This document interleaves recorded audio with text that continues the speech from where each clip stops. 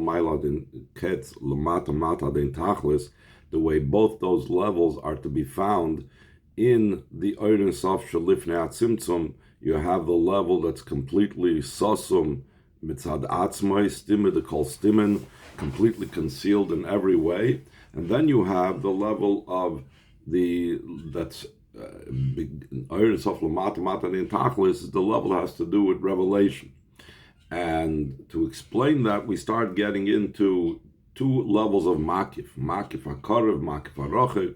We gave an example of the seichel that becomes revealed to the Talmud in such a way that it takes him the pnimius.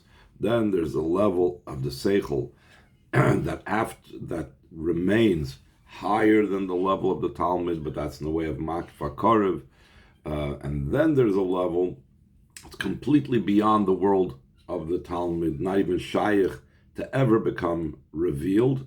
That's makif harochik. The one that's shaykh to become revealed, we say that achraboim shnim kainin like the rabbi, after 40 years he could eventually get there. But at the time that the seichel is being revealed to him, it's still in the way of makif. That's called makif hakarev, as opposed to the makif harochik, which even after the 40 years he won't reach.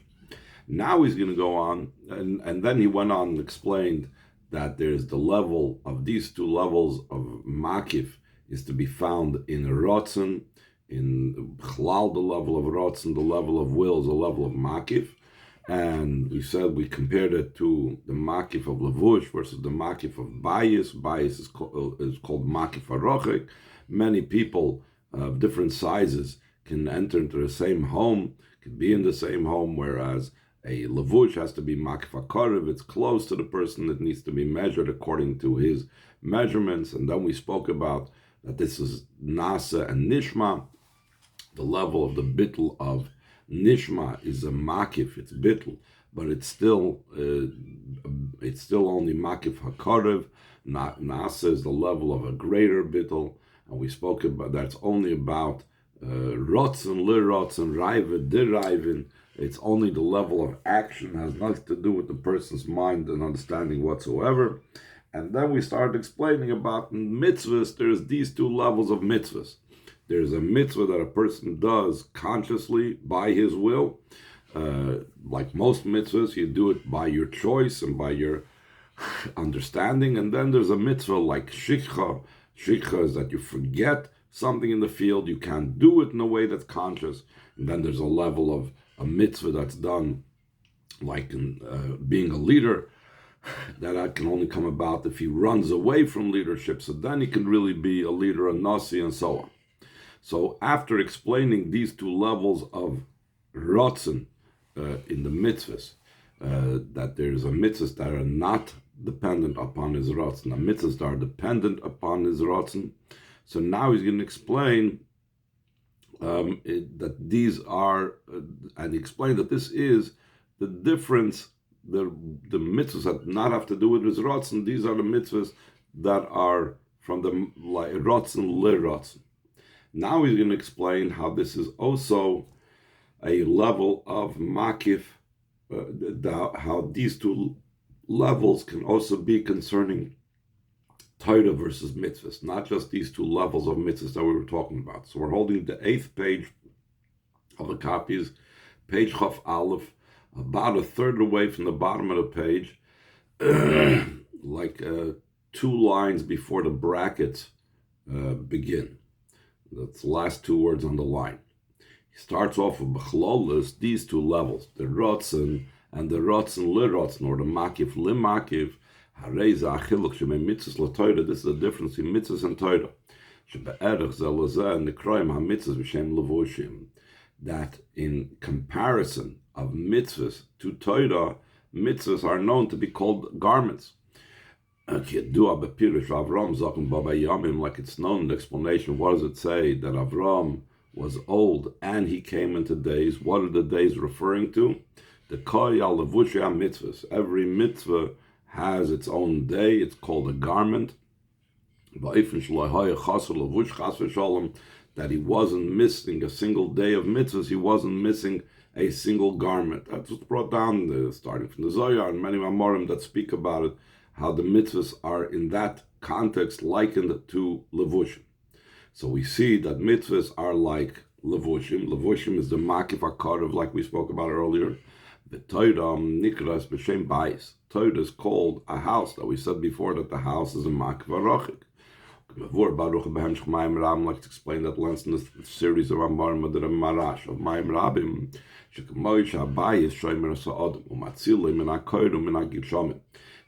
The house protects the person and saves him from cold and from rain. So too, when do the garments protect him? That's when he's inside the house. When he's wearing the garments while he's inside the house. If he's outside and it's rain and it's cold, the garments are not going to do, they're not going to be completely effective. Or maybe it means protection of the garments, that the garments do not get wet. It's only when he's inside the house. So too, it's concerning Torah mitzvahs, that Torah is considered the makif that even protects the mitzvahs also. So now, this was all to be able to understand the two levels of makif, all this whole arichas that we were talking about. From all this understood, the idea of the distant makif. Though it's very far from the person, all of it still in all, it encompasses the person. And it influences, it affects the person. Like we also mentioned earlier, if it doesn't even affect them, then you cannot use the term makif. There's no relation whatsoever. It doesn't connect at all. The fact is that you can't get makif, even makif harochik. It has to be because it influences, it has some type of hashpah on it. But what is the makif's hashpah in general, without going between these two levels of makif for the moment? Ela shap'ulam. It's not in a revealed way, the way makif, the way intellect becomes revealed in the person. And not only that, but it's not like the matters that the person can be and follow the mind of his teacher,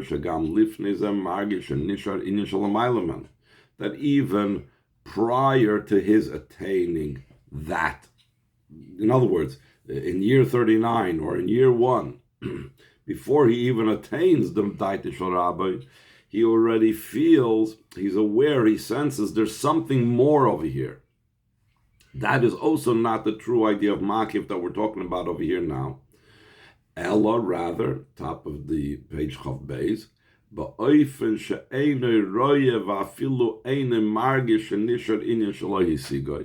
it's in such a way that he doesn't feel, he doesn't see, he doesn't feel, he doesn't sense that there remains something that he did not comprehend.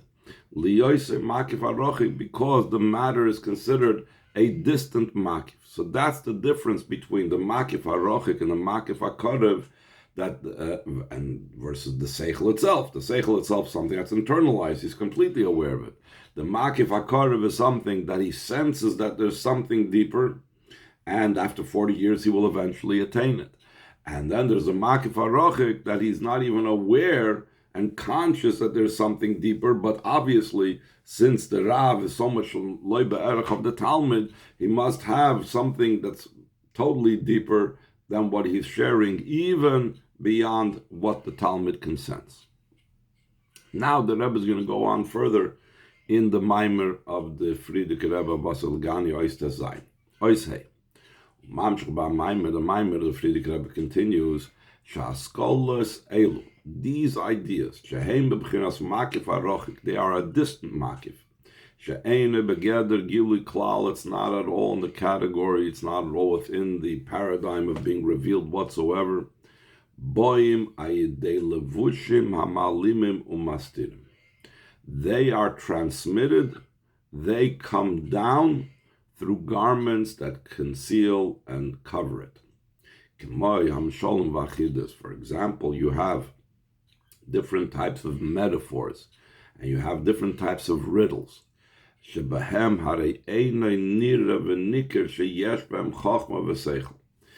the metaphors, It's not something that's visible. It's not something that's recognizable, that there is any type of idea in this. For example, Shloime was known for his metaphors, Sham Sholim, or like they like translate it as proverbs. Shabam Sholim Atzmam Hari Eine Nira Ha'oir Aseichel V'Chachma. In the Misholim themselves, it's not visible any type of light of intellect and wisdom. Mishlei, Eishes Chayils from Mishlei. Yeah, you look at it, yeah, it's talking about the wife, she's a nice lady, etc., etc., she does this, she does that. But there's no chachma, there's no seichel in it. Unless a person knows from somewhere else. Someone else has to reveal to him that there is some deep ideas concealed in this. And therefore, in a similar vein, lachein, and this is the reason, in the stories of the Torah, they have much deeper and much higher secrets than in the halachas of the Torah. Aval Einay Nikah Klal is not recognizable at all. You're reading a story, Avraham and Sarah, Yitzchak, Rivka, Esav, Yaakov. They're stories. They don't look like a deep intellectual idea. And it's not recognizable. How come? Because these mishalim, these chidas, these riddles, these stories, because the very essence of the light is a closed-off secret. The only way they can be communicated, the only way they can be transmitted, is through a state of concealment and covering. Meaning, the very essence of the light itself is a light that is completely removed from any type of revelation. And therefore,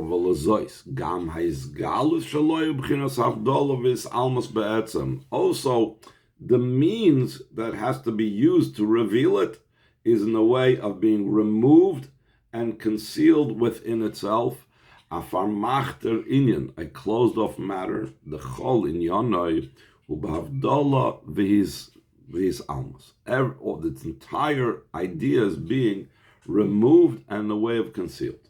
So the Maimer is going to continue to explain what exactly he's talking about. So the Rebbe is going to explain these words and these ideas of the Frierdiker Rebbe. The idea behind this is there's an idea that's possible to explain to someone else. But when the other person is smaller than the person that's trying to explain it in his capabilities of understanding and comprehension,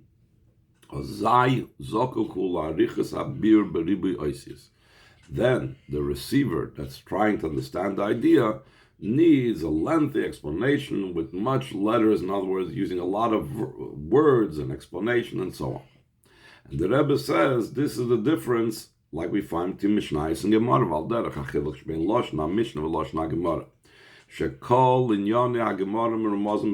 All the matters of the Gemara is hinted in the Mishnah. The whole idea of the Gemara is to explain what the Mishnah is saying. But in the Mishnah, they were said in a short, concise manner. Like the Chazal always say, a person should always use the short way to teach to his student. So, how is it enough? Because in the days of the Mishnah, short was sufficient. Since their mind was very broad, and they would appreciate even in the short amount of words of the Mishnah, they understood it. There was no need for explanation. As the generations descended and became lower, afterwards, during the time of the Gemara, there was a need in saying things at greater length. So that's the idea that we're saying, that he said right away at the beginning of this ice, that when a person wants to explain something to someone, depending upon how capable that person is, you may need to explain more or perhaps not. That is when you're talking about an idea that's available and is ready and it's possible for it to be explained. There's an idea that on its own, it's closed off, it's very much closed off. Because it's essentially closed off, the way how it's communicated, the way how it's transmitted, is in a way of being closed. Al derech stimid, the kol stimin, similar to the idea that we spoke about earlier, that it's the concealed, even in comparison to concealment, because the other concealments are concealments that are only relative concealments to the levels beneath it, but stimid, the kol stimin, is it's essentially concealed. Hainu, this means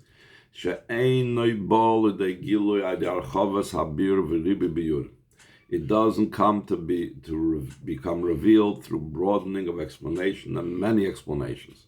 In other words, not like a case where something that's available for a person, the more you explain it, the more likely they'll get it. This is more or less explanation is not going to help over here. Rather, you need to transmit it in a way of concealment. Rather, through metaphors and riddles, it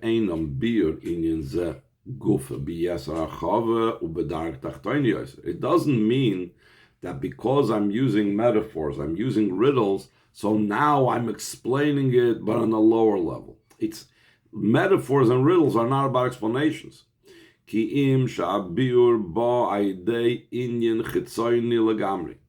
The explanation is coming through something completely foreign, external.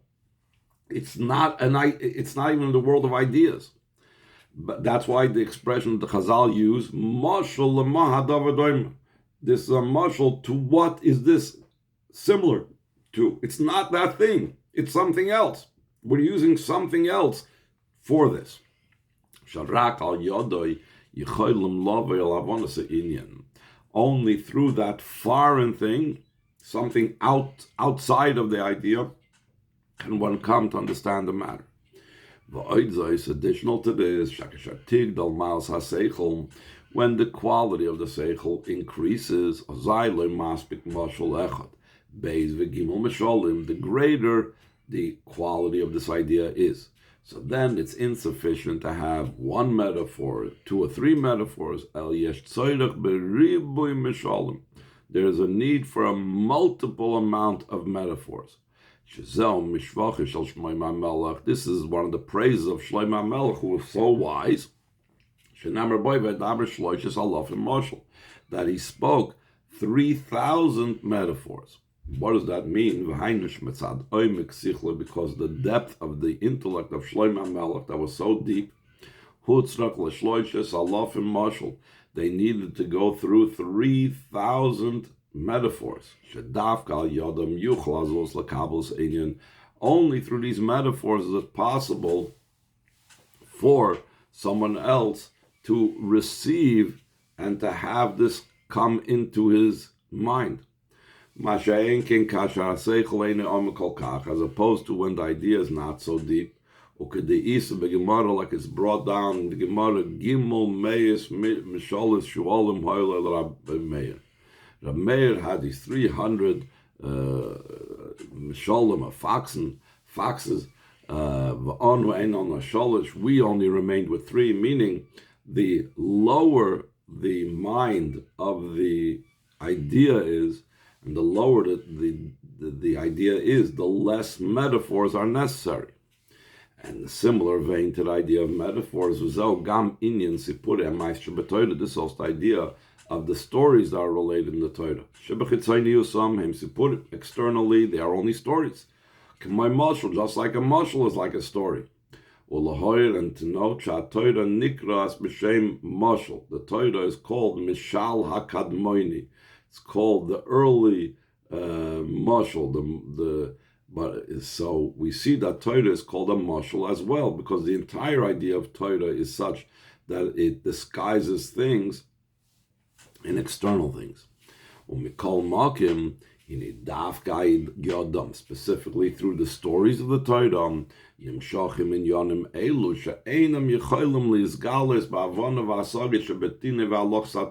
they come down, those type of things that cannot become revealed in the understanding, comprehension of the dinim and the halachas of the Torah.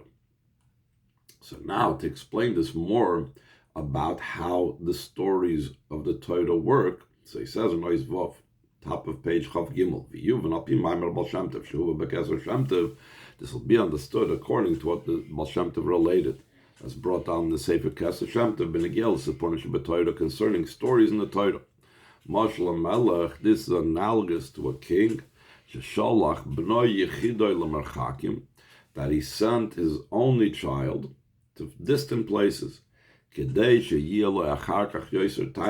the king should derive more delight from his son when he returns, successful in his mission, etc.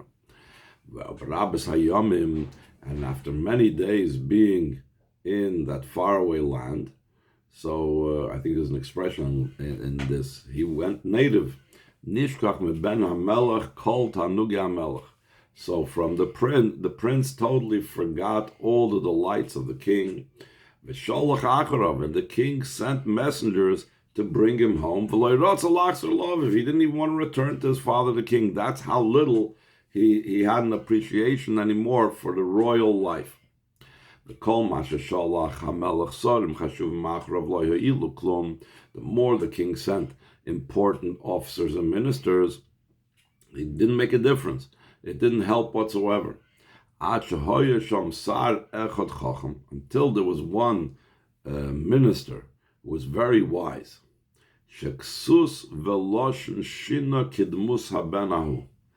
That this wise minister dressed himself up and started speaking the language like the son was used to from where the country, the place that he went far away. And because he looked and sounded like the son, he was able to approach him on his terms, on the son's level, on the native level. And by becoming close to him, eventually he was able to bring him back to his father. This is the idea the Baal Shem Tov explains of the Torah becoming enclosed in physical stories, in stories having to do with this physical world. In other words, we are too far to appreciate the deep mind of Hashem. So Hashem encloses himself in matters that relate to our world, and that's the stories having to do with our world. So the Rebbe is going to elaborate on this. The idea behind this is the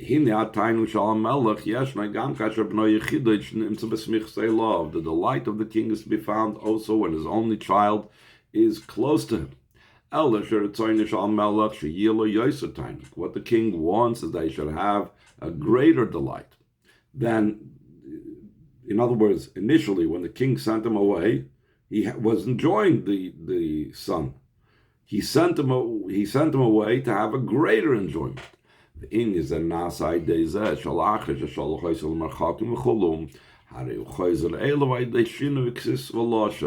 How does this happen? That he gets a greater delight, that after he sent him away, far away, and the son now returns through things being change of dress, change of language. That's the stories of the Torah that we said is likened to the change of dress, change of language.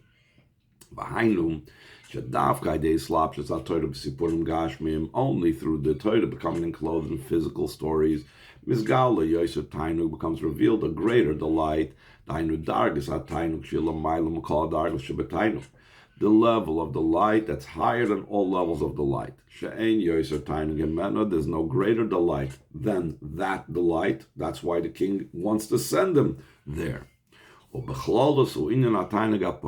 general, this is the pure delight, the unadulterated delight that's not mixed in with anything whatsoever. Like we'll explain later on in the Mimer. So that was the purpose why the king sent him away, even though the only way to get him back is through these concealed types of things, like in the stories of the Torah, concealing his garments, concealing his language, because that is going to bring back to a higher level of delight than even when the son was there at present by the king.